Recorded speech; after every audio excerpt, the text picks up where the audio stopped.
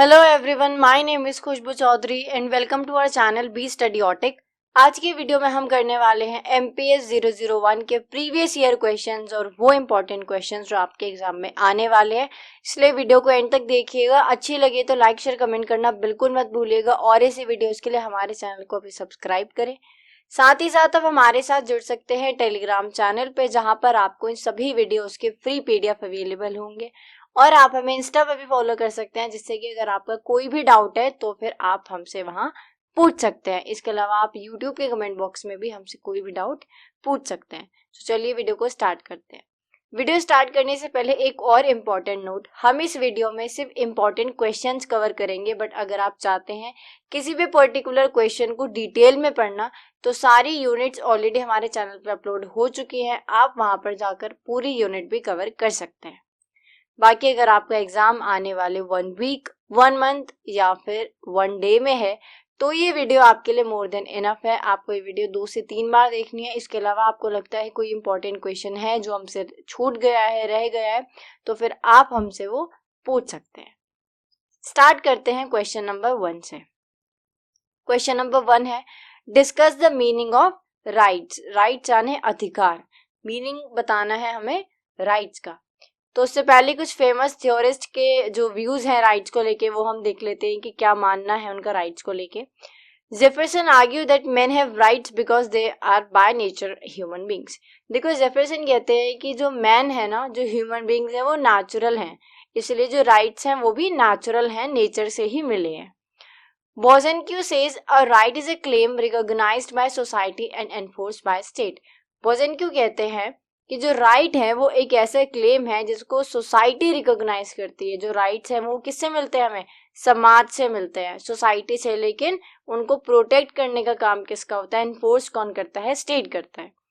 According to Lasky, rights are those conditions of social life without which no man can seek in general to be himself at his best।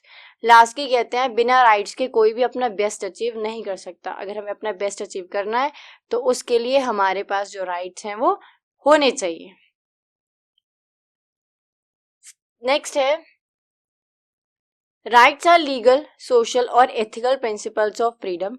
Right is something to which one has a just claim। Rights are rightly called social claims which help individuals attain their best selves and help them develop their personalities। Democratic government can best serve the people if it maintains a system of rights for its people। As states never gives right, they only recognize them। Government never grant right, they only protect them, and rights come from society, therefore they are always social। ये कह रहे हैं कि जो rights होते हैं वो social होते हैं, एथिकल होते हैं और वो इन्हीं प्रिंसिपल्स के ऊपर काम करते हैं। हालांकि राइट बहुत सारे तरीके के होते हैं, सोशल होते हैं, पॉलिटिकल होते हैं, इकोनॉमिक होते हैं, लेकिन राइट्स हमेशा एथिकल प्रिंसिपल्स के ऊपर काम करते हैं। राइट्स एक ऐसा क्लेम होता है जो हम समाज में करते हैं अपनी पर्सनालिटी को डेवलप करने के लिए, अपना बेस्ट सेल्फ अटेन करने के लिए, अचीव करने के लिए, हमारी अच्छी ग्रोथ। फॉर एग्जाम्पल, अगर हमारे पास एजुकेशनल राइट नहीं होगा तो हम पढ़ लिख के आगे नहीं जा सकते। पढ़ लिख के आगे नहीं जा सकते मतलब हमारी कोई ग्रोथ नहीं हो रही है, हमारी पर्सनालिटी डेवलप नहीं हो रही है। सो इन सभी चीज़ों के लिए हमें क्या चाहिए? अधिकार चाहिए, राइट चाहिए। डेमोक्रेटिक गवर्नमेंट एक बेस्ट गवर्नमेंट होती है जो कि लोगों को राइट्स देती है, क्योंकि गवर्नमेंट को हम चुनते हैं, इसलिए कुछ रिस्पॉन्सिबिलिटीज और ड्यूटीज होती है गवर्नमेंट की, जो कि वो कैसे निभाती है? हमारे राइट्स को प्रोटेक्ट करके। नेक्स्ट है कि जो स्टेट होता है वो कभी हमें राइट नहीं देता। स्टेट का काम होता है राइट्स को रिकॉग्नाइज करना। गवर्नमेंट भी हमें राइट्स नहीं देती, गवर्नमेंट का काम होता है हमारी राइट्स को प्रोटेक्ट करना। तो राइट्स हमें देता कौन है? सोसाइटी, ये समाज है जो हमें अधिकार देता है। इसलिए राइट भले ही इकोनॉमी हो, पॉलिटिकल हो, चाहे कोई भी हो, हमेशा वो एक सोशल होता है। यानी ये राइट्स हमेशा सोशल राइट्स होते हैं क्योंकि वो सोसाइटी से गिवन होते हैं। Rights are individual rights, they belong to the individual, they exist for the individual। Rights are claims, social claim necessary for the development of human personality। देखो, rights जो होते हैं ना वो इंडिविजुअल राइट्स होते हैं, मतलब अगर मेरा अधिकार है ना तो वो मेरा अधिकार है, कोई और उसका फायदा नहीं उठा सकता। तो मेरा अधिकार मेरे लिए एग्जिस्ट करता है, मुझसे बिलोंग करता है, मेरे फायदे के लिए बना है, ठीक है। और राइट वो क्लेम है जो कि मैं समाज में कर सकती हूँ अपनी पर्सनालिटी को एनहांस करने के लिए, डेवलप करने के लिए। Rights are universal in the sense that they are assured to all. Rights are given to all without any discrimination. Privileges are given to some the selected few.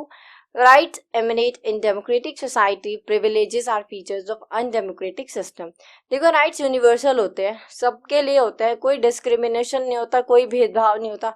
हाँ, कुछ privileges कुछ लोगों को दिए जाते हैं, ऐसा मतलब होता है नहीं कि जो पुलिस में है उनके पास कुछ उनके राइट्स है जो हमारे पास नहीं है ना। हमारे पास कानून हाथ में लेने का राइट नहीं है ना, तो वो काम कौन करेगा? पुलिस करेगी, कोर्ट करेगा, वकील करेंगे, जज करेंगे, वो सब लेंगे। मतलब कानून तो वो भी हाथ में नहीं लेंगे, बट वो कानून की मदद से उन चीजों को सॉर्ट आउट करेंगे। तो इसलिए कुछ प्रिविलेजेस कुछ लोगों को दिए जाते हैं, जैसे कि पीएम के पास कुछ है, प्रेसिडेंट के पास कुछ है, पुलिस के पास कुछ है, टीचर्स के पास भी अपने कुछ राइट्स होते हैं, है ना।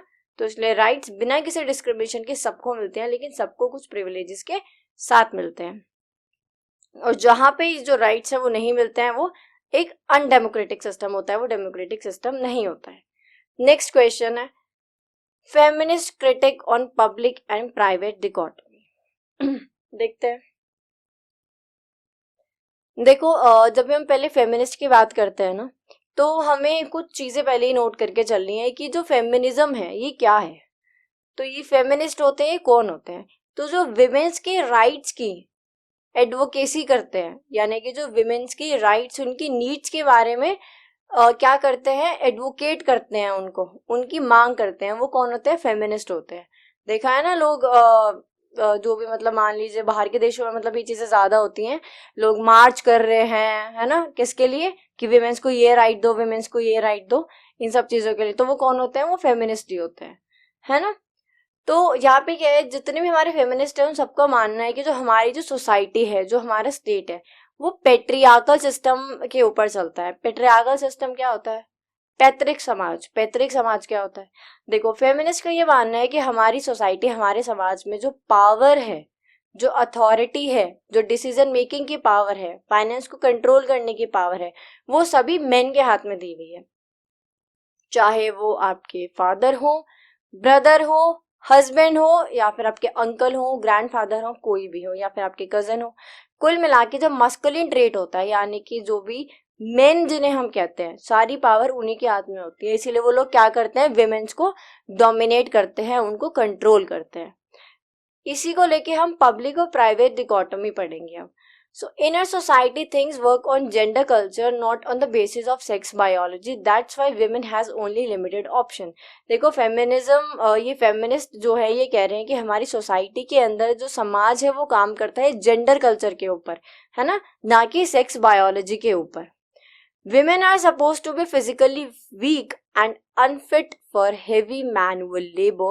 Women's को सपोज किया जाता है, माना जाता है कि वो फिजिकली थोड़ी सी वीक होती है और अनफिट होती है, वो जो हेवी मैनुअल लेबर होता है उसको नहीं कर सकती है। But both in the home and outside they do the heaviest of work, carrying heavy loads of water and firewood, grinding corn, transplanting paddy, carrying heavy loads in mining with their infant babies etc. ये कह रहे हैं कि ऐसे माना जाता है कि जो विमेन्स होती हैं बहुत वीक होते हैं, बहुत कमजोर होते हैं, कुछ काम नहीं कर सकती हैं, लेकिन घर में चाहे पोछे की बाल्टी उठाना हो, छत पे जाना हो, मतलब पोछे की बाल्टी उठा के छत पे जाना हो, या फिर बाहर आपने देखा है ना कि जो विमेन्स होती हैं वो ऐसे पानी भर के लेके जा रही हैं। इसके अलावा सर पे उन्होंने ना, तसला होता है ना, तसले में उन्होंने ईंटें रखी हुई हैं। जो काम कर रहे हैं, जो कंस्ट्रक्शन साइट होते हैं वहां पे काम करते हैं, उनके छोटे छोटे बच्चे होते हैं तो उनको कैसे कपड़े से बांध लेते हैं ना अपने आप से। तो ये वही बता रहे हैं कि छोटे बच्चों को, इन्फेंट्स को लेके वो हैवी लोड्स कैरी करती है ना। और पेडी ट्रांसप्लांट करती हैं, कॉर्न्स ग्राइंड करती हैं, लकड़ियां इकट्ठी करती हैं, पानी लेके आती है, इतना सारा वो मेहनत का काम करते हैं, उसके बाद भी उनको फिजिकली वीक बोला जाता है। अकॉर्डिंग टू देम जो मेन होते हैं वो डोमिनेट करते हैं पब्लिक स्फेयर में। पब्लिक स्फेयर का मतलब है जो भी हायर पोजीशंस होती हैं, एक फैमिली की हायर पोजीशन हो, एक स्टेट की हो, किसी ऑर्गेनाइजेशन, एसोसिएशन, काउंसिल, चाहे देश में कोई भी हायर पोजीशन हो, हर जगह मेंस को बिठाया गया है। तो जो मेन है वो पब्लिक स्फेयर को डोमिनेट करते हैं, जो कि नॉन डोमेस्टिक होता है। वहीं पे विमेन्स को क्योंकि वीक बोला जाता है तो उनको प्राइवेट स्फेयर में रखा जाता है, यानी कि उनको सिर्फ डोमेस्टिक यानी कि घर के कामों के लिए रखा जाता है। तो यही क्या है, पब्लिक वर्सेस प्राइवेट डिकोटमी की हमारे समाज में जो मेन है सारी पावर अथॉरिटी उनको दे दी और घर के कामों के लिए किसको रखा है, विमेन्स को। Alright, question number 3, critically evaluate the working of welfare state. एक अच्छा स्टेट क्या होता है, एक वेलफेयर स्टेट क्या होता है, क्या काम होते हैं एक अच्छे राज्य के, चलिए देखते हैं। It is a concept of government in which the state plays a key role in the protection and promotion of economic and social well-being of its citizen। देखो, वेलफेयर स्टेट, एक अच्छा स्टेट वो होता है जो भी उसके नागरिक होते हैं उन सभी के राइट्स को प्रमोट करे, है ना, उन सबकी सिक्योरिटी को इंश्योर करे, उन सभी की इकोनॉमी और सोशल वेलबींग को क्या करे, प्रोटेक्ट करे। कुल मिला के एक अच्छा राज्य वो होता है जो अपने नागरिकों के लिए भला करता है, उनके भले के बारे में सोचता है। A welfare state is based on the principle of equality of opportunity and equal distribution of wealth। एक वेलफेयर स्टेट वो स्टेट होता है जो कि सभी को इक्वल अपॉर्चुनिटी प्रोवाइड कराता है, सभी में जो वेल्थ है उसका इक्वल डिस्ट्रीब्यूशन करता है। It also focus on the governmental responsibility for those who are unable to avail themselves of the minimal provision of a good life। यहाँ तक कि वो लोग जो अपने लिए अच्छा कुछ नहीं कर पाते हैं, वो सब भी किसकी जिम्मेदारी है, एक स्टेट की जिम्मेदारी है कि जो लोग खुद से कुछ नहीं कर पा रहे हैं उन लोगों के लिए कौन करेगा, एक स्टेट करेगा। इसका मतलब ये नहीं है कि आपका पढ़ाई का मन नहीं है तो स्टेट आपको पास करा देगा, नहीं, यहाँ पे उन लोगों की बात हो रही है जो किसी कारण की वजह से लाइफ में कुछ नहीं कर पा रहे हैं, उनको बेसिक जो राइट्स है, लिबर्टीज है वो नहीं मिल पा रहे हैं, तो वो सारी चीजें देना किसका काम है, स्टेट का काम है।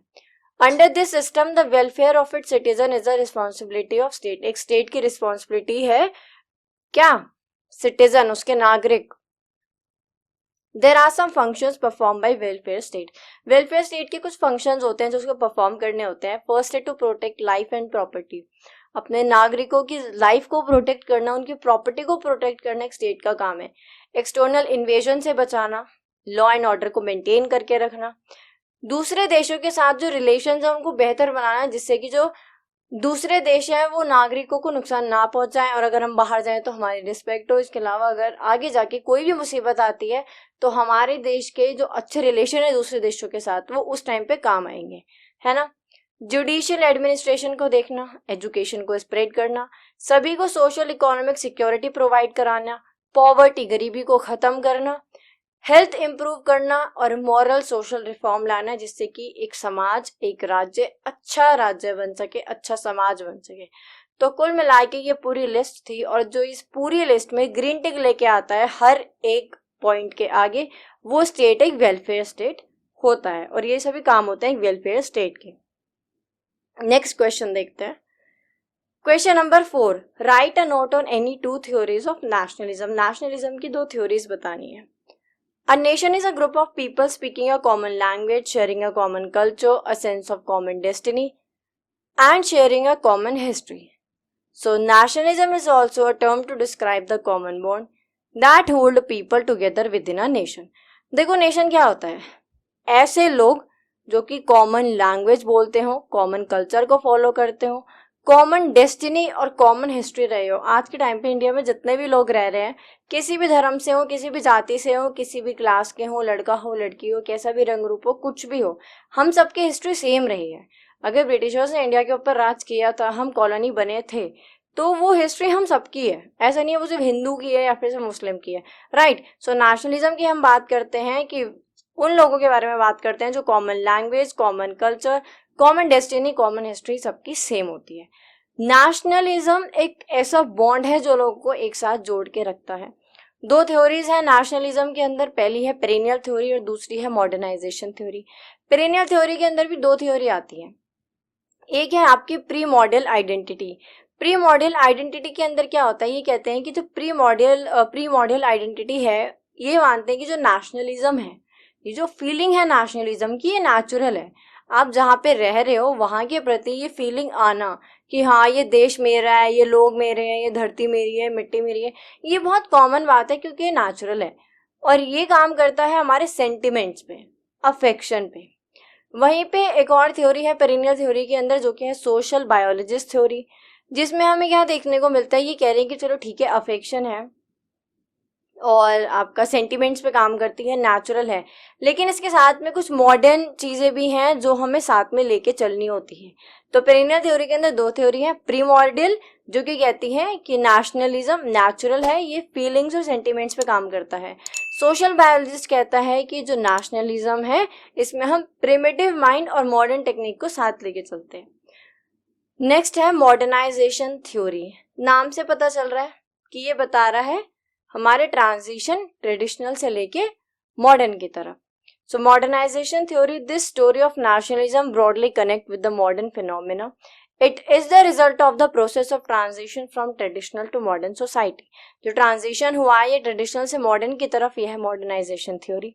Modernisation theory of nationalism come under different forms. देखो बहुत सारे फॉर्म्स में आता है। पहला है सोशल कम्युनिकेशन थ्योरी की कैसे पहले जो कम्युनिकेशन था और अब था वो चेंज हो चुका है। दूसरा है इकोनॉमिस्ट थ्योरी जो कि बेस्ड है कार्ल मार्क्स के ऊपर। कार्ल मार्क्स आगे जाके अभी हम क्वेश्चन में डिस्कस करेंगे, जो कि एक स्टेट को बोलते हैं ना कि लड़ाई की जड़ ये है। तो कार्ल मार्क्स के अकॉर्डिंग जो लड़ाई की जड़ है, अपर क्लास और लोअर क्लास के बीच में जो लड़ाई है ना, इसकी जो जड़ है वो स्टेट है ना। और थर्ड है आपका political ideology theory. Question number 5 है, right a short note on the following. Pluralistic view of sovereignty और अगला है causes of political violence. First करते हैं पहले प्लूरलिस्टिक व्यू ऑफ सोवरेनिटी। कुछ प्रोमिनेंट राइटर्स हैं, आप प्रोमिनेंट थिंकर भी कह सकते हैं, Paul, Durkheim, MacIver, Laski, Barker, Cole etcetera.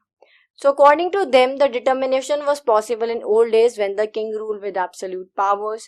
The pluralistic also reject the notion of laws advocated by Austin because according to Austin laws, the command is superior and this command is from higher to inferior. Lasky termed this ridiculous.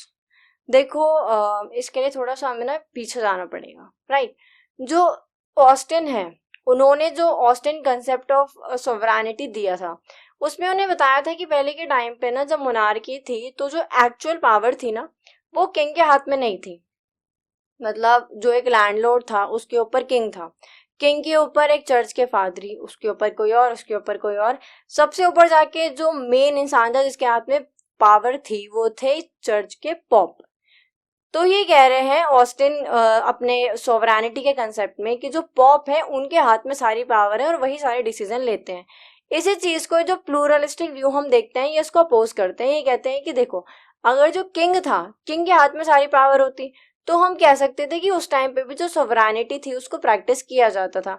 Sovereignty होता क्या है? संप्रभुता, यानी कि एक state बिल्कुल free है कि वो अपने हिसाब से पॉलिसीज बना सकता है, डिसीजन ले सकता है, अपने स्टेट को रन कर सकता है। उसको किसी बाहर से कोई भी हेल्प लेने की जरूरत नहीं है या बाहर की उसको इंटरफेरेंस की जरूरत नहीं है।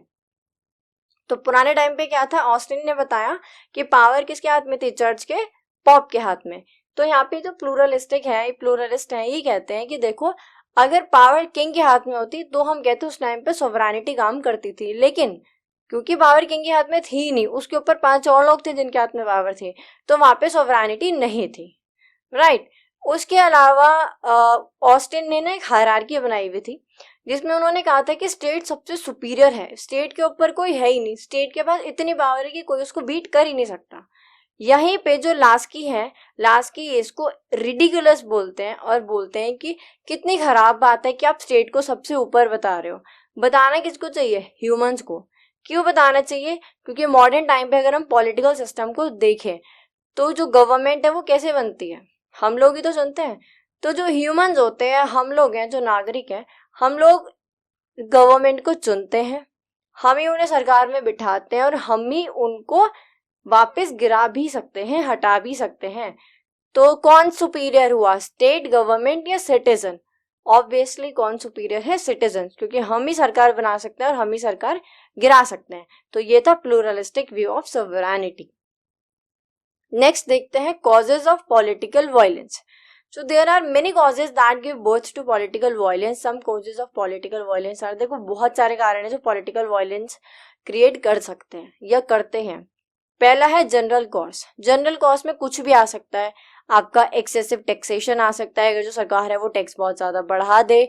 इसके अलावा अगर जो सरकार है वो मिस गवर्नमेंट यानी कि मिसबिहेव करे, अपनी पावर का मिसयूज करे, यानी कि वो लोगों के साथ अनजस्ट ट्रीटमेंट करे एक पर्टिकुलर सेक्शन, या फिर सिर्फ अपना फायदा करे और उनके बारे में ना सोचे, या फिर कुछ खराब पॉलिसीज बनाए, या फिर जो इसेंशियल कॉमोडिटीज हैं यानी कि जो हमारी बेसिक नीड्स हैं सरकार उनको भी फुलफिल ना कर पाए, और जो हमारी बेसिक नीड्स हैं उन सभी चीज़ों के जो प्राइस है उनको बढ़ा दे।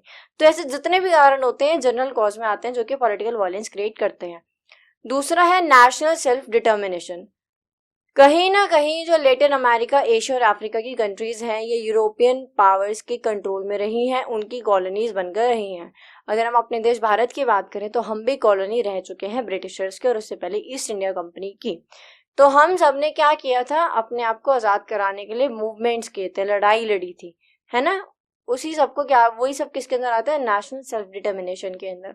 इसके अलावा भी जब हम आज़ाद हो गए थे, जब हमारे देश को जोड़ने की बात की जा रही थी, तो नागालैंड, मणिपुर, जम्मू कश्मीर, यहाँ पे भी बहुत सारे कॉन्फ्लिक्ट्स और पॉलिटिकल वायलेंस देखने को मिले थे। अगला है आइडियोलॉजी। आज के टाइम पे सबसे मेजर, सबसे ज्यादा देखा जाए तो जो कारण बनता है पॉलिटिकल वायलेंस का वो है आपका आइडियोलॉजी। बहुत सारी है, कोई कैपिटलिज्म को फेवर करता है, कोई सोशलिज्म को, तो कोई मार्क्सिज्म को, कोई लिबरलिज्म को, कोई फेमिनिज्म को, कोई मल्टीकल्चरिज्म को, ऐसे कर करके बहुत सारी आइडियोलॉजीज हैं। सब अपने आप को सुपीरियर बताते हैं, सब अपने आप को बड़ा बताते हैं, और जब आप अपने आप को बड़ा दिखाते हो तो वहां पे जो लड़ाई है वो होती ही होती है, राइट। नेक्स्ट है रिलीजियस एंड एथनिक कॉन्ट्रैक्ट। अगर हम बात करें इंडिया में, क्योंकि मल्टी कल्चर फॉलो किया जाता है, बहुत सारे लोग हैं जो अलग अलग धर्म से हैं, जाति से हैं, रंग रूप से, अलग अलग ट्रेडिशन को फॉलो करते हैं। अगर हम बात करें सिर्फ उत्तर प्रदेश की, तो यूपी में कुछ किलोमीटर आगे जाते ही आपको एक नई बोली देखने को मिल जाती है, सुनने को मिल जाती है। तो यहीं पे क्या होता है, ये जो डाइवर्सिटी है, ये जो मल्टी कल्चरिज्म है ना, यही आपका लड़ाई का कारण भी बन जाता है, क्योंकि अगेन सब अपने आप को सुपीरियर दिखाना चाहते हैं। नेक्स्ट है जो एलिट ग्रुप्स हैं उनके बीच में जो कॉन्फ्लिक्ट्स होते हैं वो भी पॉलिटिकल कॉन्फ्लिक्ट्स में आते हैं। इसके अलावा जो इकोनॉमिक कंडीशन और कंसेप्ट ऑफ रिलेटिव डेप्रिसिएशन होता है, यानी कि कभी कभी सरकार कुछ ऐसी पॉलिसीज लेके आ जाती हैं जो कि जो हमारी जो रिच क्लास है उनके सपोर्ट में होती है और पुअर क्लास के सपोर्ट में नहीं होती है, तो उसको लेके भी जो पॉलिटिकल वायलेंस है वो क्रिएट होता है। अगला क्वेश्चन देखते हैं, question number 6, explain the meaning of Gandhian concept of passive resistance. चलिए देखते हैं। गांधीयन कंसेप्ट ऑफ अहिंसा और passive resistance, he believe that satyagraha passive resistance was the soul force और ट्रुथ फोर्स। देखो सत्य का मतलब होता है ट्रुथ यानी कि सच, और सत्याग्रह हम यहाँ पे पढ़ रहे हैं, सत्य का मतलब होता है ट्रुथ, है ना, सच। आग्रह का मतलब होता है किसी को इंसिस्ट करना। आपने सुना होगा ना कि मैं आपसे आग्रह कर रही हूँ कि आप शांत हो जाइए, यानी कि मैं आपको इंसिस्ट कर रही हूँ कि आप प्लीज चुप हो जाइए, राइट। तो सत्याग्रह मतलब होता है कि सच के लिए आग्रह करना, लेकिन इसको नॉन वायलेंट तरीके से कहा जाता है, किया जाता है। It is a non violent force based on truth and an appeal to the conscience of the oppressor. The theory of passive resistance was presented by Aurobindo Ghosh। Aurobindo Ghosh के द्वारा इस थ्योरी को present किया गया था। Passive resistance in a way of protesting in which an authority such as government is challenged non-violently। देखो passive resistance का मतलब होता है सरकार से अपनी बात मनवाना, लेकिन वायलेंस क्रिएट करे बिना। अब बिना वायलेंस क्रिएट करे सरकार से कैसे बात मनवाएंगे? कुछ एग्जाम्पल्स हैं, जैसे कि हम पीसफुल मार्च कर सकते हैं, डेमोन्स्ट्रेशन है, जो भी कंपनी है उनके प्रोडक्ट्स को हम बॉयकॉट कर सकते हैं, फास्टिंग कर सकते हैं यानी कि भूखे रह सकते हैं, या फिर जो भी लॉ और ऑर्डर गवर्नमेंट ने इशू करे हैं हम उनको फॉलो ना करें, या गवर्नमेंट कोई ऐसी पॉलिसी लेके आई है जो हमको अच्छी नहीं लग रही है तो हम क्या कर सकते हैं, हम उसको रिफ्यूज कर सकते हैं या फिर मार्च कर सकते हैं। जैसे कि थोड़ा सा पीछे जाना पड़ेगा, फार्मर बिल आपको याद है, अगर जो किसान थे वो बहुत शांति से बैठ के मार्च करते, प्रोटेस्ट करते, तो उसको क्या बोला जाता, सत्याग्रह बोला जाता। सत्य के लिए, सच के लिए क्या करना, आग्रह करना। लेकिन वहां पे बहुत ज्यादा वायलेंस क्रिएट हुआ था तो फिर वो इसके अंदर काउंट किया नहीं जाएगा, राइट। नेक्स्ट देखते हैं, question number 7, discuss the Marxist view concept of power. ठीक है, देखो जब भी हम मार्क्स की बात करते हैं ना, कार्ल मार्क्स की, तो कुछ चीज़ें हमें अपने माइंड में रख के चलनी होती है, उसी के ऊपर हमारी सारी जो कार्ल मार्क्स की थ्योरीज हैं वो बेस्ड होती हैं। जैसे कि अगर हम बात करें सबसे पहले कार्ल मार्क्स की, देखो मार्क्स कहते हैं कि जो पावर है ना वो उसके हाथ में है जो ओन करता है किसी मीन्स ऑफ प्रोडक्शन को, यानी कि जो पावर है वो इकोनॉमिक इंफ्रास्ट्रक्चर के ऊपर बेस्ड है। साथ ही साथ एक चीज हमें हमेशा याद रखनी है, जब भी हम कार्ल मार्क्स के बारे में, मार्क्सिज्म या सोशलिज्म के बारे में बात करते हैं, तो मार्क्स कहते हैं जो स्टेट है ना, यहाँ पे दो क्लास हैं जिनके बीच में कॉन्फ्लिक्ट रहता है। एक है आपकी अपर क्लास, जो कि कौन होते हैं, मालिक होते हैं, ओनर होते हैं, रिच लोग होते हैं, है ना, जिनके पास सब कुछ होता है।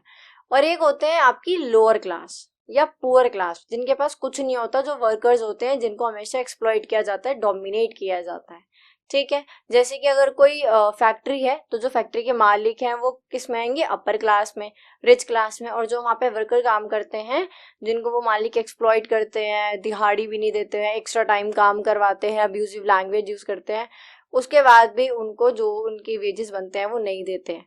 तो ये क्या है, पूरा स्ट्रक्चर है अपर क्लास और लोअर क्लास का, किसके द्वारा समझाया गया है, ये कार्ल मार्क्स के द्वारा। अब हम इसी के बेस पे इस आंसर को देखते हैं। For Marx, the source of power in the society lies in the economic infrastructure. The basis of dominance of power is the ownership of force of production. जो भी force of production या फिर means of production के owner होते हैं, यानी कि मालिक होते हैं, उन्हीं के हाथ में सारी पावर होती है, right? The ruling class, those who own the force of production, uses power to exploit and oppress the subject class in society. और वो लोग इस पावर का इस्तेमाल करते हैं एक्सप्लॉइट करने के लिए जो लेबर क्लास होती है। Marx also proposed the class theory of power, that there are two classes in each society. One is the class of rich. Rich कौन होते हैं, haves, जिनके पास सब कुछ होता है, and the other is the class of poor, यानी कि have nots, जिनके पास कुछ भी नहीं होता है। Have, देखो मैंने आपको ना अच्छे से समझाने के लिए लिख दिया है। हैव्स होते हैं रिच क्लास, डोमिनेंट क्लास, जो कि ओन करते हैं मीन्स ऑफ प्रोडक्शन को। हैव नॉट्स होते हैं पुअर क्लास, जो कि वीकर सेक्शन होते हैं सोसाइटी के, जो कि अपर क्लास के द्वारा दबाए जाते हैं, right? He said that individuals have sold their capacity to make other people money, generating capital or worth by working in a job. This is an unfair relationship as employees make more money from it than they do. ये कह रहे हैं कि जो मालिक होते हैं वो आते हैं, ऑर्डर देके चले जाते हैं। अब जो लेबर है वो अपने आप को बेच देता है कुछ दिहाड़ी के लिए, लेकिन उसके बाद भी उसको उतनी दिहाड़ी नहीं मिलती है। तो ये बहुत ही अनफेयर रिलेशनशिप है। The people in power seek to maintain this. पता है कुछ ऐसे हो गया कि मान लो आप अगर एक एमएनसी में जॉब करते हो, भले आप वहाँ पे 12 घंटे जॉब करो, 8 घंटे जॉब करो, 6 घंटे जॉब करो या 24 घंटे जॉब करो, वो आप एमएनसी के मालिक नहीं बनोगे, आप रहोगे वहाँ पे एक एम्प्लॉय ही। तो ऐसे जो वर्कर्स होते हैं वो इतनी सारी मेहनत करते हैं, उसके बाद भी जो फायदा होता है वो सारा ओनर का ही होता है। ये किसका कहना है, ये कार्ल मार्क्स का कहना है। The people in power seek to maintain this relationship because it means they have a way of controlling everyone.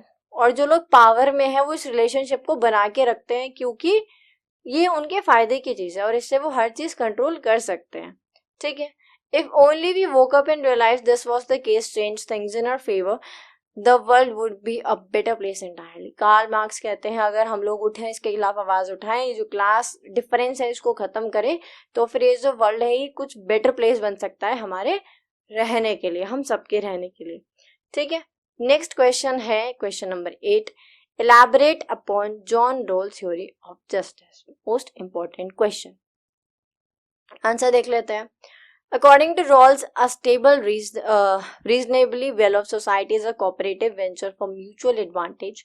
Philosopher John Rawls suggests that we should imagine we sit behind a wheel of ignorance that keeps us from knowing who we are and identifying with the personal circumstances. A wheel of ignorance, a situation in which one does not know the position which he and she going to occupy, a rich, poor, privilege or disadvantage. Additionally, John Rawls believed in the concept of justice as fairness. देखो John role कहते हैं कि आप मानो आप एक ऐसे पर्दे के पीछे हो कि आपको नहीं पता उस पार आप रिच बनोगे, पुअर बनोगे, प्रिविलेज में आओगे, प्रिविलेजेस में आओगे या फिर आप डिसएडवांटेज में आओगे। जॉन रोल बिलीव करते हैं कि ऐसा कंसेप्ट होना चाहिए जहाँ पे हर किसी को फेयर तरीके से ट्रीट किया जाए, फेयरनेस, हर किसी को न्याय मिले, जस्टिस, है ना। और अच्छे से आगे समझते हैं, That means every person should be treated with fairness and recommends equal basic liberty.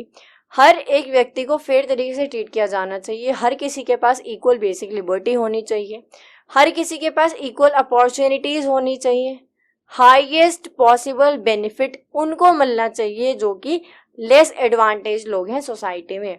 Example से समझते हैं, अगर आपको राशन बांटना है तो सबसे पहले उन लोगों को बांटो जिनको इसकी ज़रूरत है, ना कि आप चले हो राशन बांटने और जितने भी अमीर लोग हैं उन सबको आपने लाइन में पहले खड़ा कर दिया और जिनको सच में ज़रूरत थी उनको मिली नहीं। तो इसीलिए स्टार्ट करो उन लोगों से जो लेस एडवांटेज है। लेकिन लिबर्टी, अपॉर्चुनिटी ये सब मिलने सबको चाहिए। The purpose of principle of social justice is to ensure that the distribution of the benefit of society is in just a fair way. Rawls के कुछ प्रिंसिपल्स हैं, अभी हम आगे डिस्कस करेंगे। तो वो जो उनके प्रिंसिपल्स हैं वो बस इतना इंश्योर करना चाहते हैं कि जो भी डिस्ट्रीब्यूशन हो वो फेयर तरीके से हो। According to Rawls, he ensured the continuous distribution of social primary goods to all the members of society in a fair or just manner. Social primary goods are goods which are distributed by the basic structure of society. They include rights, liberties, power, opportunity, and income and wealth. John ये कहते हैं कि जो social primary goods हैं उनका continuous distribution होना बहुत ज़्यादा ज़रूरी है। सोसाइटी के अंदर, समाज के अंदर फेयर तरीके से और एक मैनर वाले तरीके से सोशल प्राइमरी गुड्स का डिस्ट्रीब्यूशन होना चाहिए और सबको मिलने चाहिए। अब ये है क्या सोशल प्राइमरी गुड्स? जो हमारे अधिकार हैं, जो राइट्स हैं, वो सबको मिलने चाहिए, लिबर्टी सबको मिलनी चाहिए, पावर सबके पास होनी चाहिए, अपॉर्चुनिटी सबको मिलनी चाहिए और इनकम और वेल्थ सबको मिलना चाहिए। इन सभी चीज़ों का बहुत ही फेयर तरीके से डिस्ट्रीब्यूशन होना चाहिए, इक्वल तरीके से होना चाहिए, कोई भी भेदभाव नहीं होना चाहिए। कुछ प्रिंसिपल है। Principle number 1, principle of equal basic liberty. Each person should have the same indefeasible claim to equal basic liberty. Rights and liberty should be equally available to all person. हर एक व्यक्ति के पास इक्वल बेसिक लिबर्टी होनी चाहिए, सबके पास rights होनी चाहिए, सबके पास liberty होनी चाहिए, कोई भी किसी भी प्रकार का भेदभाव नहीं होना चाहिए। सेकेंड प्रिंसिपल काम करता है इक्वालिटी के ऊपर। It really means fair and equal opportunity for all. हर किसी को फेयर और इक्वल अपॉर्चुनिटी मिलनी चाहिए।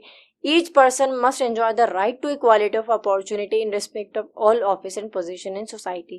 सोसाइटी में कोई भी ऑफिस हो, कोई भी पोजीशन हो, सभी को इक्वल अपॉर्चुनिटी मिलनी चाहिए। अगर आप कंपटीशन में बैठ रहे हैं और आप मेहनत करने उस लेवल तक जा रहे हैं तो फिर आपको वो पोजीशन, वो ऑफिस में वो जो चेयर है वो मिलनी चाहिए, irrespective of your religion, of your caste, of your creed, of your race etcetera. Right, so that's all for today guys. आज के लिए इतना ही। बाकी क्वेश्चंस हम सेकंड पार्ट में कवर करेंगे। वीडियो को अच्छे से देखिएगा, इसकी पीडीएफ आपको टेलीग्राम पे मिल जाएगी। बाकी मिलते हैं अगली वीडियो में। Till then be study your take.